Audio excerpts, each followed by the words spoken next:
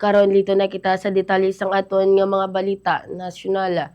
Ginaduso sa Kongreso nga himuon sang 105 ka adlaw ang paternity leave gikan man sa 7 ka adlaw. Ang House Bill 9891 ukon ng Paternity and Parental Leave Act ang kilalaman bis nga Papa Leave Act ang ginaduso sa Akbayan Reform Block sa Kamara nga ginapangunahan ni Akbayan Party List Representative Chil Jokno. Tinutuyo sa nasambit nga hagna nga mas mahatagal sang atensyon sa mga amay ang ilabang og o na ilaman nga bag-o nga bunag nga mga kabataan. Sa idalom sa Paternity and Parental Leave Act, ang isa ka amay ang mayara sang 90 kasunod-sunod nga adlaw nga leave gikan man sa nagaluntad nga 7 ka adlaw. Magluluwas sini pagadugangan ini sang 15 ka adlaw nga maiupod man nga sweldo kun mayara man sa miscarriage ang isa ka iloy, hatagan man sa 60 ka adlaw nga papalive ang amay agud makatutok man sa pag-ayo sang iya sini nga asawa.